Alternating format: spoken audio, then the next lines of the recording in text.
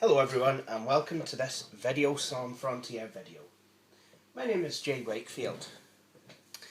Now some of you may remember, I believe it was either back at the end of last year or at the beginning of this year, memory is not that great, that I got this wee machine. This is the Compaq Evo N400C and it came on a slice. It's Pentium 700 with 128 megs of RAM. And all in all, it's quite a nice machine. However,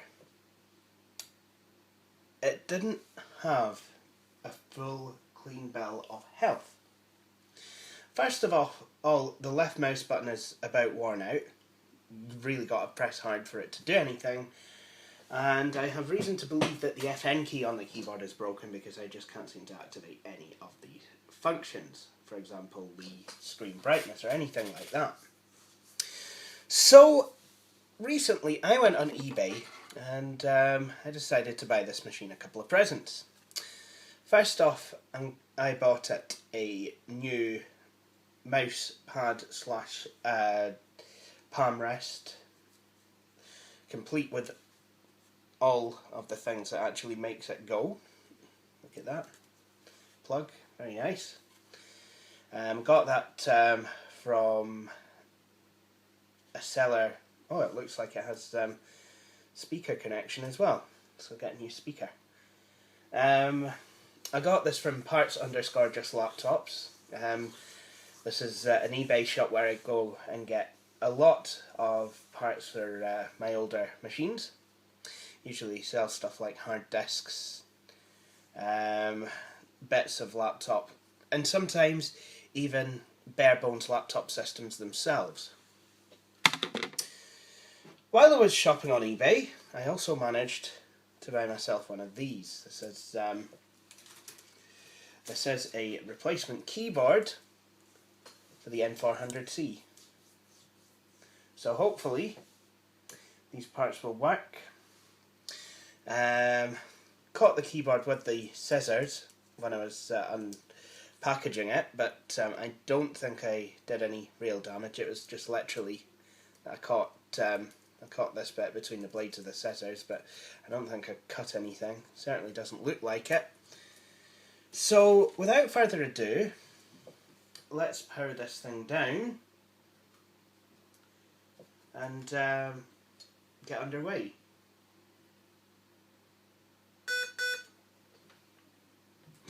Now, as the battery doesn't work on this thing, I can just literally do this. Warning, don't do that. So, as you might be able to tell, the machine is mounted on a slice. And because we want to work on the machine, I just need to eject it from the slice. I'm just going to put the slice in a safe place as well. The slice contains a floppy drive and a CD-ROM drive. Ow!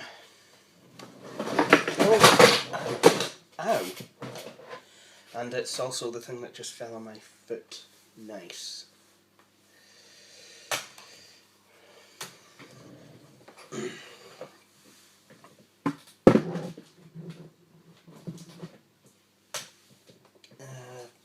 do I put it for safekeeping? Just put it in here.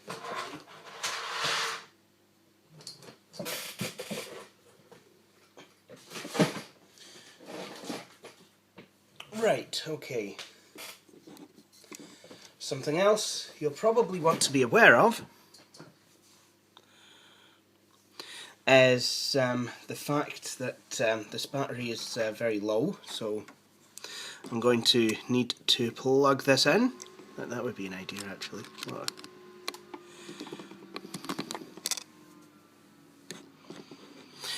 Also, the battery is connected, so I'll need to disconnect that. And the battery doesn't hold any charge, but it really makes no difference at all.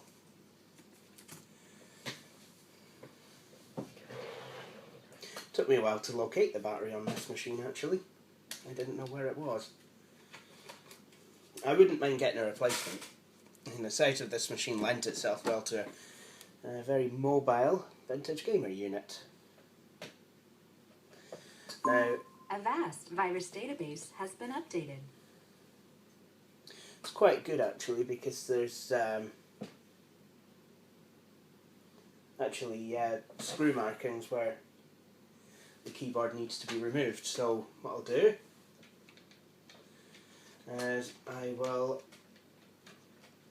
get out a screwdriver and start unscrewing this.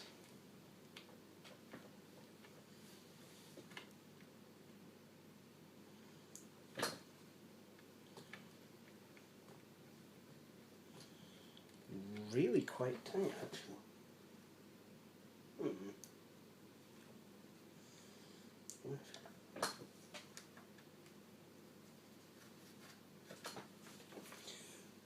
Does that one even have? Not even a screw in half of these. What on earth are they putting it? It's just like the one screw holding in the keyboard. The palm rest. Look at that. No wonder it's all loose.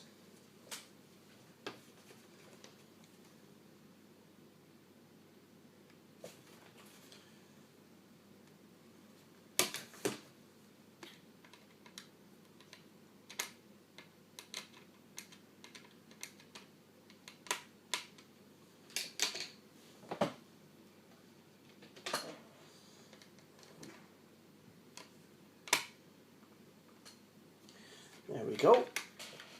I'll just remove this door, see if there's anything underneath here. Because the palm rest isn't completely free from the machine, obviously it's still...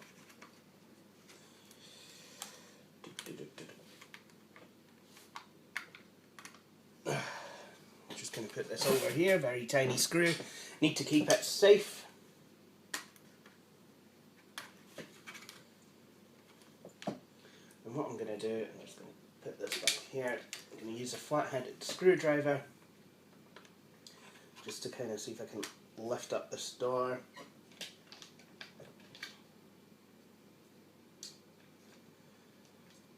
Or maybe even a smaller one. There we go.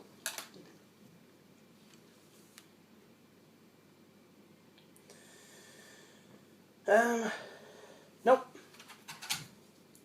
Nothing under there. Not even a memory module.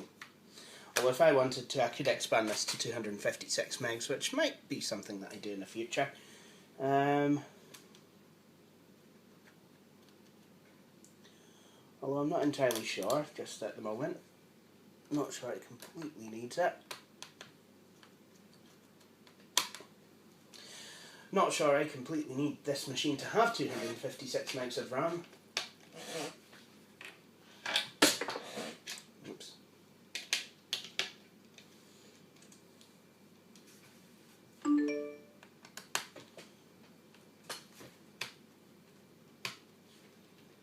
Well, that was easier than I thought it would be.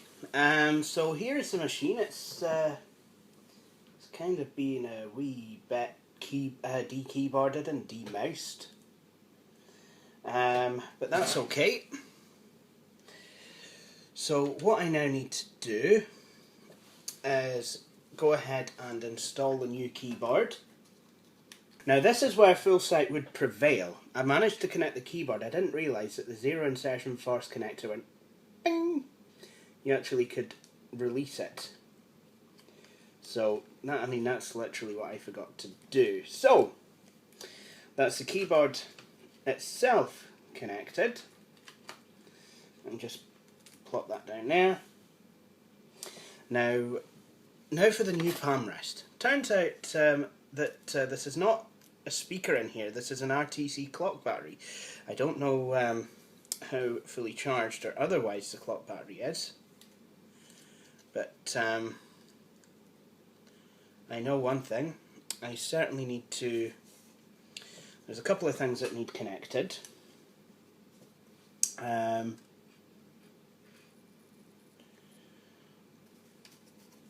need to connect the mouse buttons.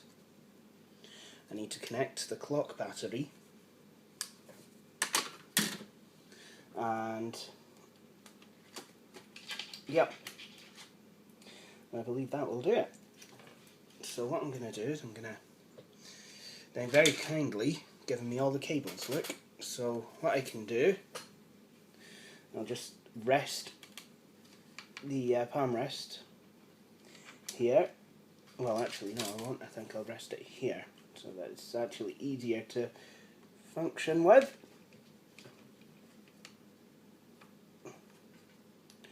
These connectors are really quite small, and my motor skills aren't the greatest anyway. Thanks, autistic spectrum, that's terrible. The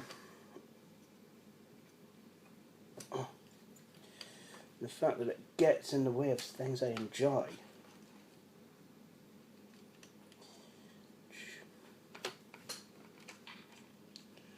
As well.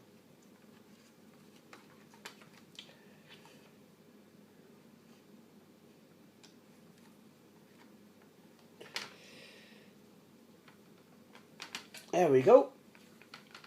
That's one connection sorted.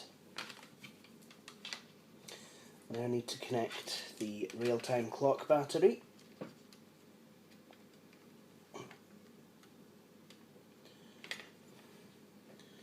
It's actually a lot easier to wire up. And now, there's one final thing that needs to be connected. And that is the track point on the keyboard. That needs connected to, and this is quite an odd design really, because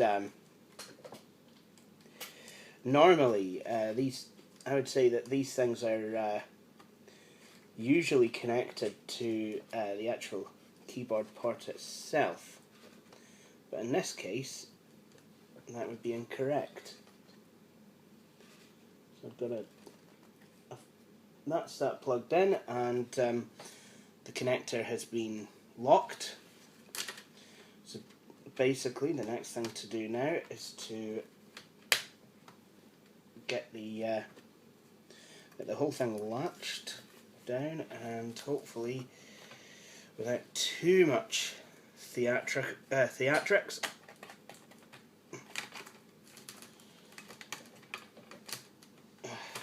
get this locked down.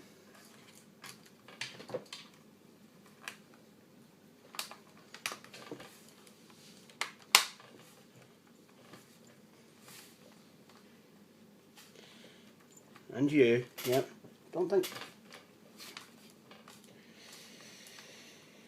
There we go. Hang on.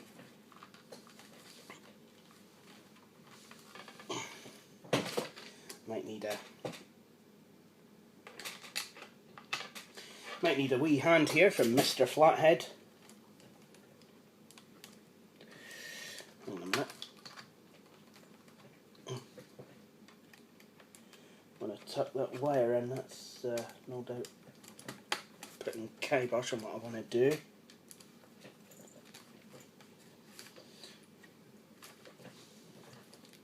Great, I have it now.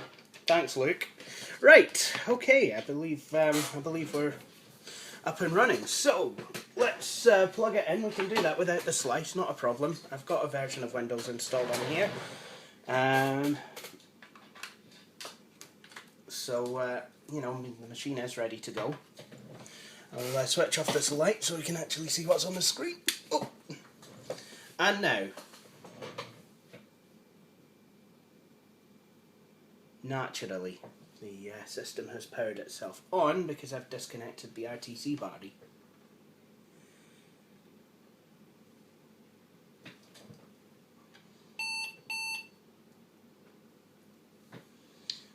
The keyboard kind of seems to be working so far.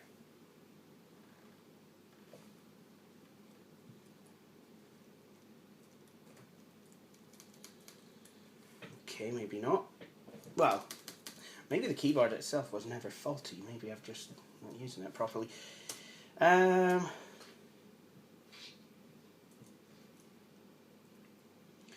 now I need to reset the date and time.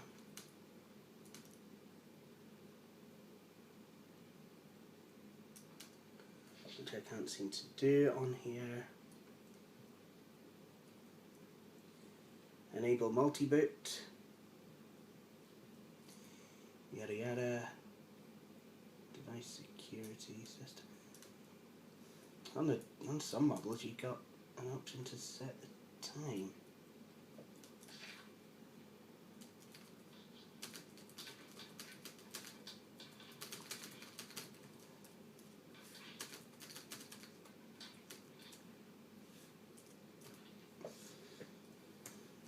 Oh well, we'll just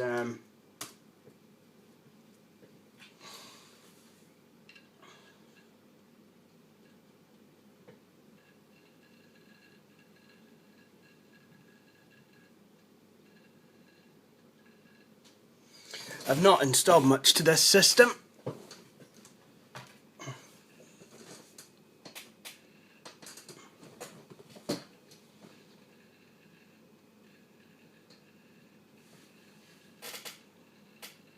Okay, that's the mouse pointer tracking straight and true. Now, does the left mouse button work?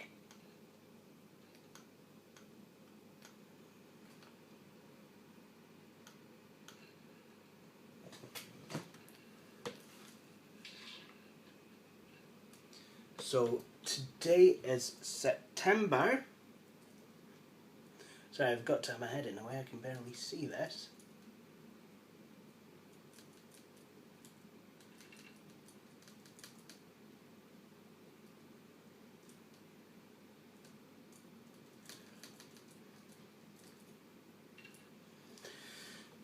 Okay.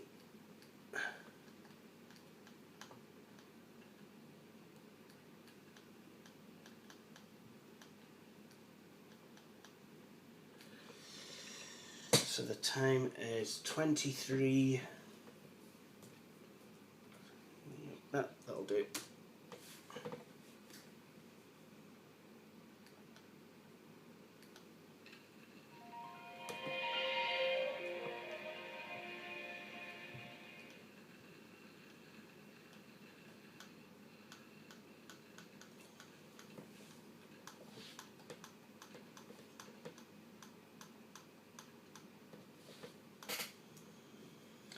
Let's do a proper mouse test.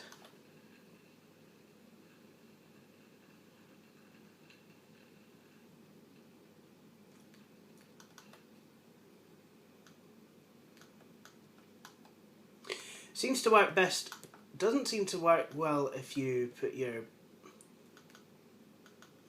finger in towards the middle of the buttons, but it works absolutely fine if you put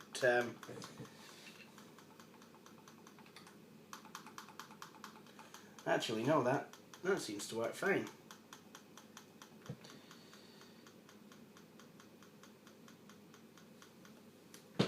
Okay, let's see if I can crack the FN conundrum.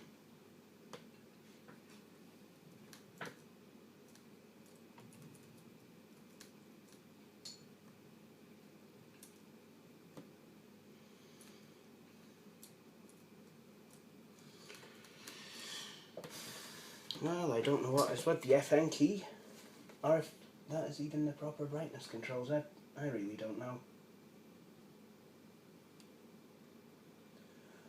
Let's try testing some more keys out. FN and F1.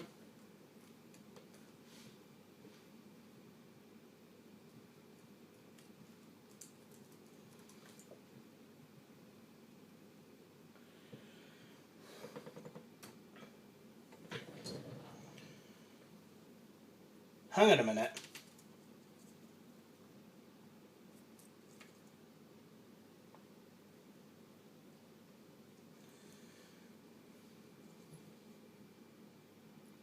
I've installed the wrong keyboard.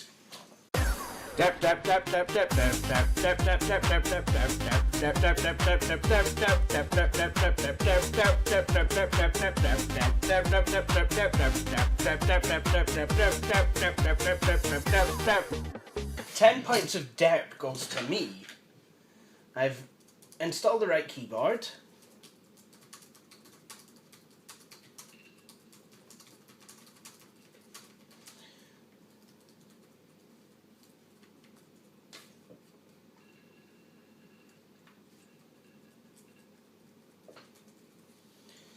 And it all seems to be working. The FN key works.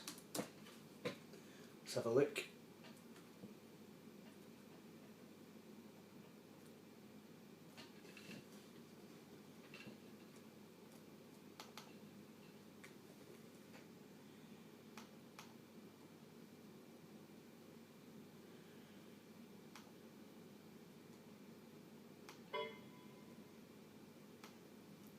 Dark. Screensaver with password not enabled.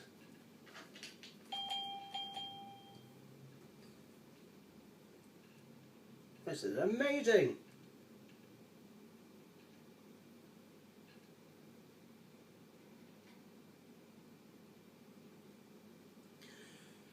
And then I've got the brightness settings. Finally, I'm actually able to put this machine's brightness to something that's good. And the left mouse button, you know, it works pretty much most of the time. Just a couple of clicks here and there, but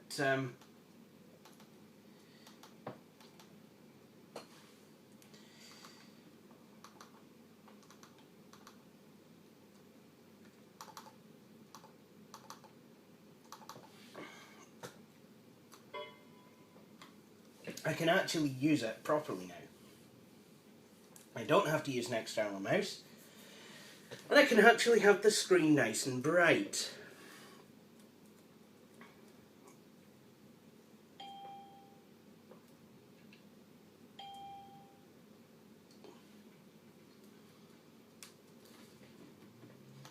Which is always nice. And even the Windows key works. So there you have it. This is the Compaq Evo N400C fully installed. So with that, what I'm going to do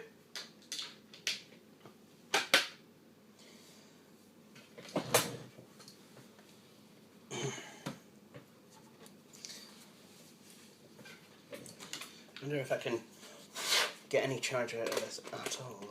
I don't think I can, but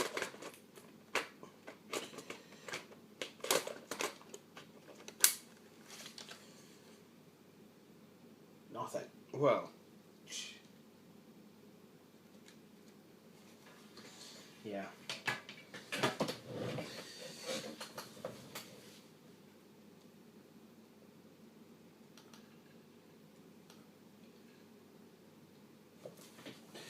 So now I should just be able to reattach the slice, which is literally a simple matter of lifting the machine up, putting a slice down, setting the machine at a kind of 45-degree angle, and then setting it down, and then you just literally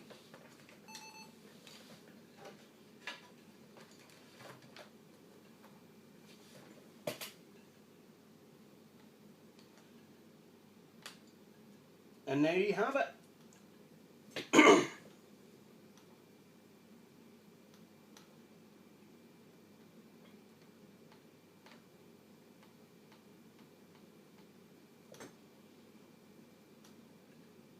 The Compaq Evo N400C. If you enjoyed watching this video, please feel free to subscribe to my channel. The URL will follow. And if you've not already done so, please feel free to watch some of my other videos. But thank you for watching this one. See you later.